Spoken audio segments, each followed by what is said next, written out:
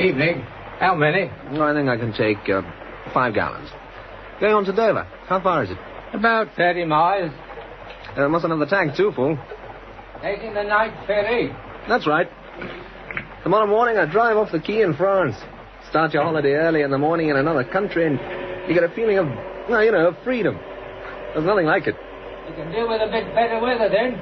Real old English summer we've had. Look at it now. You know, it wasn't raining when I left London. Oh, you don't say. Funny old weather we've got. In France, it'll be good weather. Sunshine as soon as I get there. You're an optimist. Oh, I don't know. In another country, everything seems different.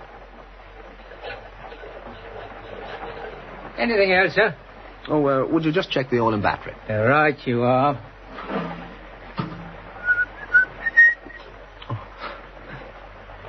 They're okay.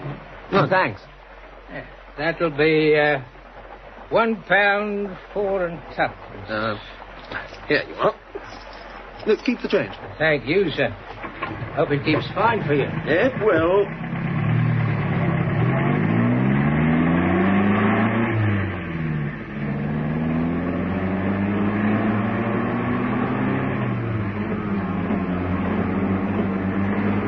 Hmm. 30 miles, eh?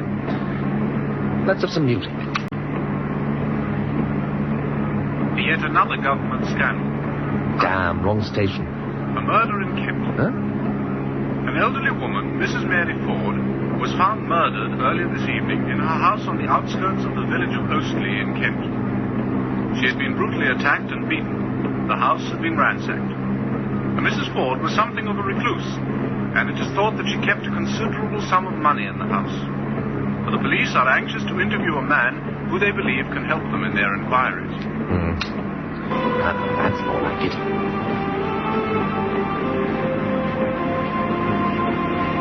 What the hell?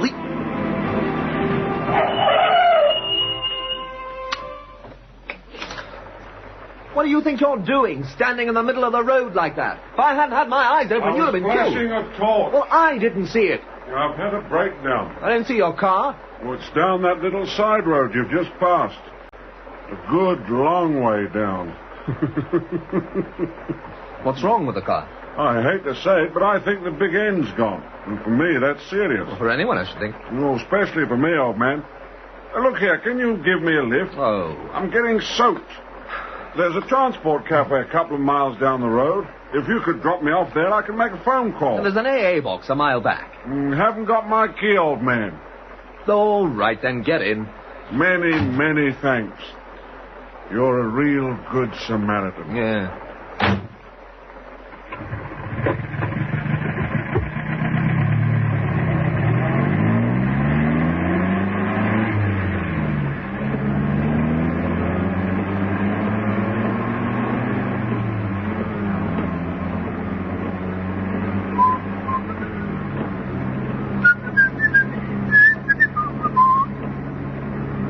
I'm dripping over your seat.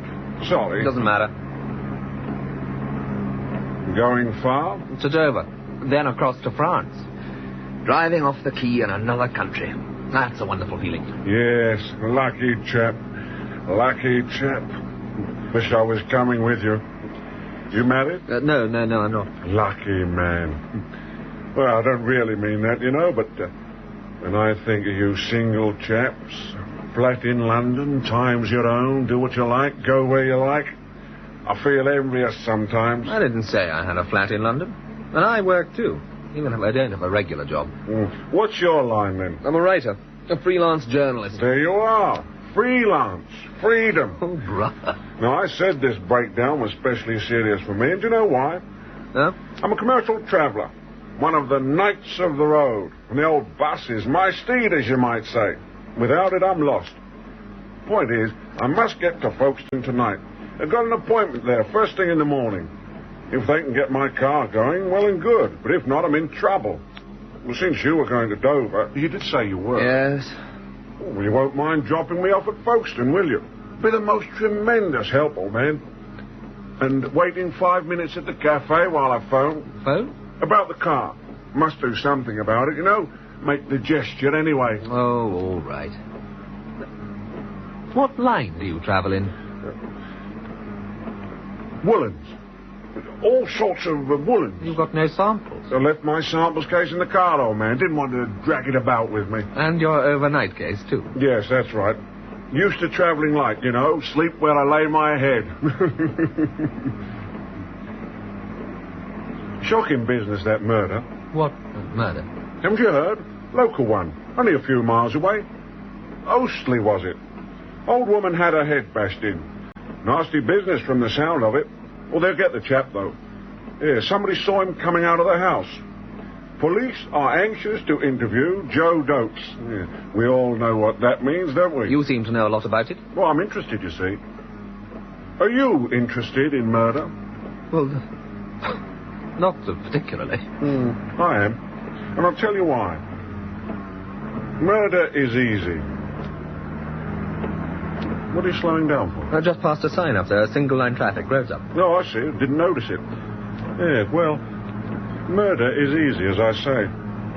I mean, look at the two of us in this car. Huh? You give me a lift, but you don't know me from Adam. Nobody sees me get in. I put a revolver in your ribs, tell you to pull over and stop. I shoot you, toss your body out of the car, drive away, leave the car in some town or other. Have to make sure I'm not spotted leaving it, of course. Then take 2 or 3 train and bus rides to put the coppers off the scent, and I'm away. With whatever's in your wallet, of course. It's been done, you know. I'm a student of crime, and I know. Damn. Sorry, old man. I seem to be putting you off your stroke. Oh, no, I was just thinking of the different things you'd leave lying around. Which would mean you'd be caught, you know. Every murderer makes a mistake. Well, fingerprints, for instance. I'm wearing gloves, old man. You didn't notice. You must forgive me. I've got a funny sense of humor. Ah. Murder is fascinating, though. You must agree about that. I mean, the psychology of it. A chap goes in a house, bashes up an old woman in the hall, gets her money, what is it, £50, 100. He's got to live with what he's done for the rest of his life. Do you reckon it's going to worry him? I don't. A tramp at the door. You think that's what it was? The only thing that makes sense, isn't it? But I'll tell you how we'll know. If it was the tramp, call him that, you know what I mean? The police will get him in a couple of days. He'll have left his dirty paw marks or footprints or something all over everywhere. Everywhere.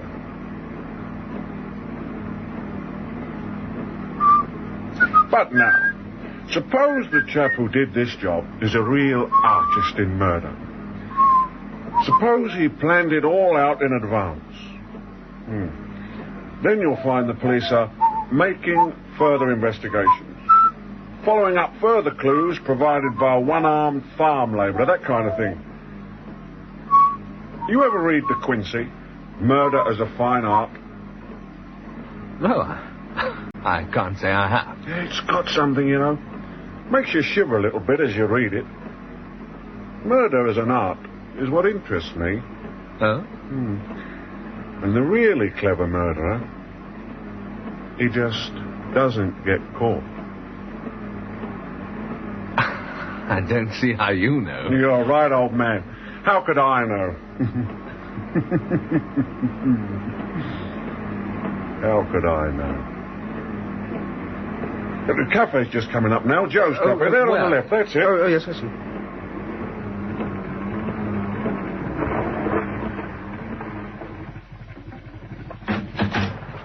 Come on. Look, I've got to get on to Dover. I think perhaps... Shouldn't be more than 5 minutes in here, old man. I could do with a cup of char. But... Expect you could, too. Come on, won't take all night.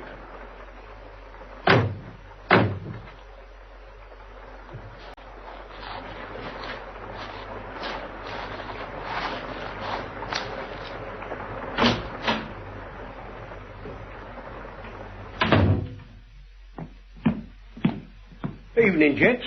What'll it be? 2 cups of tea, Joe, nice and strong, the way Mother makes it. And can you do us sausages and chips? Right away. But look here now, I don't want anything to eat, and I've got to get on. Anyway, I'm not much of a sailor. Plenty of time if you're going for the night ferry. Won't be a couple of minutes. We'll both feel better with something hot inside us. I told you I don't want anything to eat. Very well. Just a cuppa for my friend here. Righto. I thought you wanted to telephone. So I do. Can I use your phone, Joe? In the corner, mate. Help yourself. Thanks. Joe? Yeah? You don't mind my calling you that? No, it's all right. I wonder if you happen to have a copy of an evening paper, a late edition. Afraid I haven't. Very like Charlie has over there. Just brought his truck in a few minutes ago. Charlie, got the paper? Who wants it? Well, I just wanted to have a look at it. Oh, yeah. Help yourself, then. It's the late edition. Should be. I've got it at Maidstone. Thank you very much. Oh, you're welcome, mate. See. 2 teas and 1 sausage and chips. Where's your friend? I suppose he's still telephoning. But he's not my friend. I just picked him up on the road. Oh, hitchhiking, eh? Wrong time to pick. He says he's had a breakdown. Funny thing, you know, I got a feeling I've seen him before. He tells me he's a commercial traveller. Yeah, he could be. Don't seem quite right, though. The thing is, he talks in a very funny way, almost as if he's drunk. But he's not drunk, or I'd smell it in his breath. He keeps on talking about... Yeah? About murder. You don't say. Did you have your radio on a few minutes ago? Yeah? The news? They said something about a murder in Kent. Yes, I did hear it, that's right. Well, I was wondering if... Oh, here he is. The old bangers. It's all right for you, then? Lovely grub. Did you make your phone call? Certainly did. Tried a couple of local garages. No dice. Then I rang the AA. They're going to get someone there as soon as they can. But I told them just to tow away the car if they had to, or look after it for the night. I thought I'd go on to Folkestone with you anyway, since you've been kind enough to offer. I see. I mean, it's going on for 11 now, and I don't want to get stranded. You've got an hotel booked in Folkestone for the night. Yes, that's right. Have you rung them? They won't like you arriving at midnight. I'll tell you what now, it's not exactly a hotel. I've got a lady friend in Folkestone I'm staying with. As a matter of fact, that's the real reason I want to get to Folkestone tonight. And can you blame me? I suppose not. But I shan't be a couple of minutes now, and then we can be away. I'm not taking you. Not taking me? It won't do, you know, your story. It just won't do. I don't know what you're talking about. I'll tell you. First of all, you're not a commercial traveller. And next, I don't believe you've got a car. Well, how'd you make that out, old man? You say you're a commercial traveller, and you've got an important appointment tomorrow morning in Folkestone. Now, I've met 1 or 2 commercial travellers, and I'll tell you something about them. They're absolutely never parted from their samples case. They're lost without it. Well, naturally they are, because they've got nothing to show. But you not only leave it in your car, so you say, but you're not even going to bother to collect it tonight. You could have arranged to get the AA to pass this way and drop the bag in here. You could have arranged for them to take you into Folkestone. Why not? Because you didn't telephone them. You just pretended to make a call. You don't mind if I use a toothpick, old man, do you? Not at all. I always have to after I eat. Food gets between my teeth. Gaps, you know. Lots of gaps.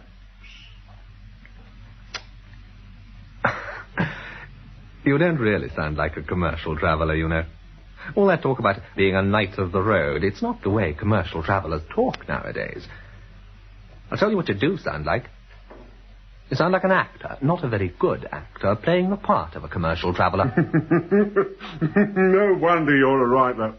You've got a terrific imagination, old man. Could you do with another cuppa? I think you'd better listen to me. All right. But a cuppa makes a good story better. Joe, can we have 2 more cups of char? Coming up. And then the car. You said you left it a good way down a side road. Now, it wasn't raining all that hard, but you were very wet. And just look at your shoes. The mud on them. I'll tell you what those shoes look like. They look as though you haven't been just walking along a road.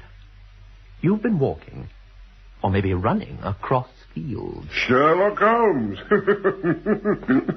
Honestly, give over. Here's your tea. Oh, thank you.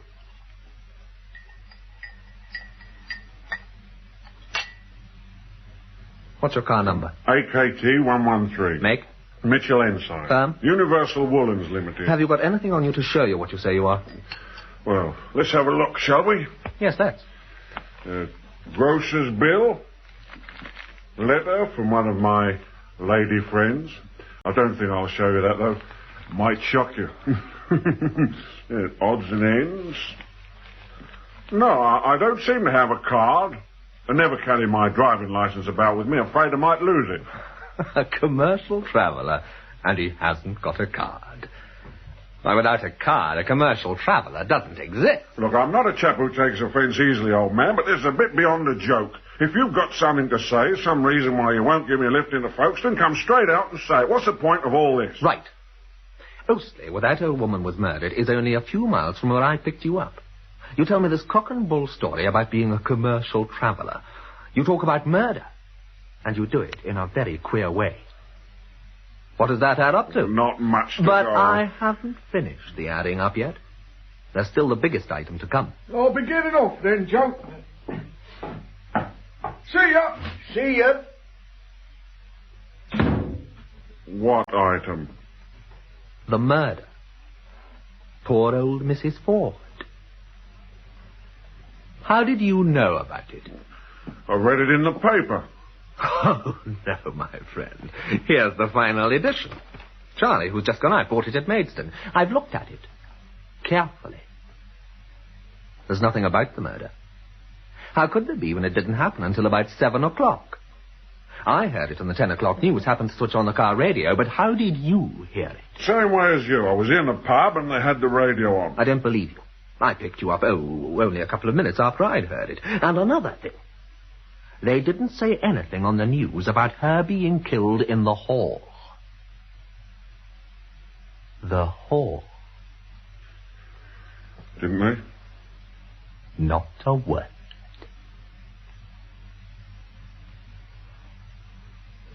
Well? Well, what? What's the explanation? I told you I was in a pub. That and... won't do. It just won't do. Maybe it was the 9 o'clock news, not the 10 o'clock. There is no 9 o'clock news. Oh, is that so? It used to be. I must be behind the times. Shall we be getting on then? Do you really think I'm going to give you a lift after what I've been saying? I'd sooner give a lift to a tiger. Well, steady on now, old man. Don't go saying anything you might be sorry for. Are you going to leave me stranded? You've got a nerve. Evening, Joe. Evening, gentlemen. Good evening. Evening, Fatso. Been after your usual time, ain't you? I've got a big load on. Can I have the usual? 2 eggs, sunny side up, bangers and chips. Tea coming up. No, I'm going. Just a minute. Let go of my arm. I said just a minute. You want me to telephone the police? I said let go of my arm. What's up over there? Look, gents, if you're having an argument, I'd sooner you had it outside. My friend's a little bit excited, that's all, Joe. Just a question of how far he's taking me. Don't sound much to get excited about. He's an excitable type. I'm not giving you a lift anywhere. Sit down and tell me why. Just tell me why. That's all I ask. Well, I should have thought it was obvious. There's been a murder committed this evening. I pick you up a few miles from where it was done. You're wet, muddy, and you tell me a tale that's complete nonsense. So you think I did it? Why not ring the police and tell them? All right, I'll tell you why not. Here you are, Fatso. Where's me bread and butter? Oh, coming up. Tell me then. Can I trouble you gents for the mustard? Help yourself. Much obliged. Say, Yeah? you all right? Thank you. Yes, quite all right. Look a bit of a funny colour. Time for the mustard. Why not ring the police when you've worked everything out so nice and logical? 2 reasons. I want to get away now. If I call the police, it means I can't leave England tonight. Perhaps not for days. It's selfish. Antisocial, I suppose you'd call it. But I've got to get away. I've just got to. And the other reason? I don't approve of capital punishment. Hunting people down. Informing on a man to the police. I simply couldn't do it. So you won't shop me, but you won't help me, is that it? That's right. I've got my suspicions, but I don't want to know whether they're right or not. If I'm wrong, there's no harm done. Someone else can give you a lift. If I'm right, then I'm giving you a chance. Even a murderer deserves a chance, is that it? Hmm. Are you sure there isn't a third reason? What do you mean? We haven't been introduced, have we? My name's Golightly. What's yours? You've forgotten it. Shall I tell you what I think your name is, then? I think it's Richard Martin. What's that? Isn't that your name? No. My name's Grant. Well, let's pretend it's Richard Martin, shall we? And listen while I tell you a story. I'm going. I shouldn't go outside if I were you. Not yet, anyway. Just let me tell you about Richard Martin. It won't take 5 minutes. I'm sure you'll find it interesting. How was it, Petzo? I can do the old lot again, I tell you. Same again, then. No. I got to think of my figure. Yeah. Just make it another cuppa. Cuppa coming up. Here we are. You want to keep an eye on those 2 across there? I've been trying to remember who the big one is. And it's... Once upon a time, there was an old lady named Mrs. Ford who lived on her own outside a village called Ostley. Yeah, she was supposed to have quite a bit of money, but she was very close with it, no doubt about that. No sons, no daughters, so what did it matter? Who cared? Well, there was one person who did care, and that was her nephew, whose name was, had you guessed it? Richard. Richard Martin. Often came down, Richard did, and always trying to get money out of his aunt, or so they said in Ostley. Been convenient for Richard if his aunt had died, wouldn't it? No doubt she's told him she'd left him everything in her will. You know the way close-fisted old people talk. You'll get everything when I've gone, dear, but in the meantime, now I'm afraid I can't pay that bill, but here's a £5 note to be going on with. Yeah. Very irritating to a young man like Richard, who liked gambling, so they say. He was by way of being a sort of freelance writer. Did I tell you that? A journalist, really. Though people don't seem to think he made much of a living at it. Come on. Well, one fine evening, it was a wet evening as a matter of fact, Mrs. Ford is murdered. Bashed over the head quite brutally, house ransacked, everything turned upside down, made to look like a spur-of-the-moment job. But it wasn't, though. Now, there's a witness who saw the murderer leaving the cottage. What? Didn't know him. The witness is a newcomer to the village, but he said he'd recognize him again in a minute. He described him for us nicely. And this witness not only saw him, but heard him. Heard him? Yes, he was whistling. Sky Boat Song. Catchy tune, isn't it? Favourite of yours. You were whistling it just after you gave me a lift.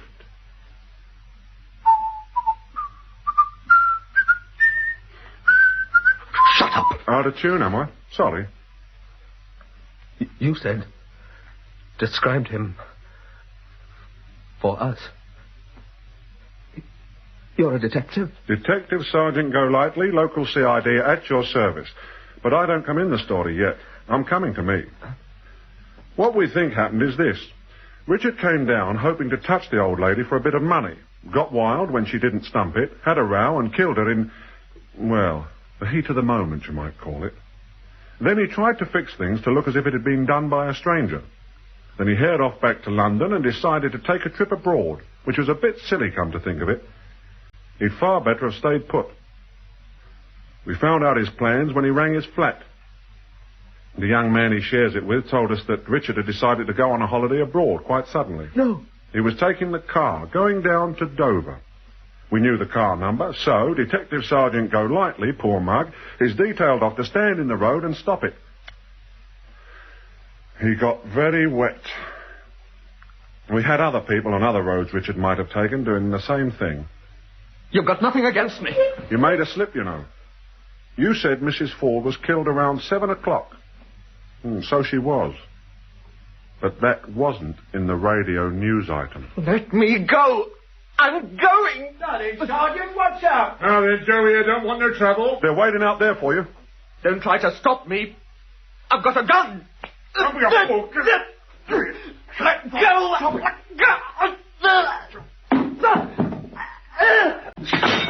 back. Come back in. There he is! Stop there. You can't get away! The entrance is blocked! Come back here! Come back! No, he'll never make it! Come back here!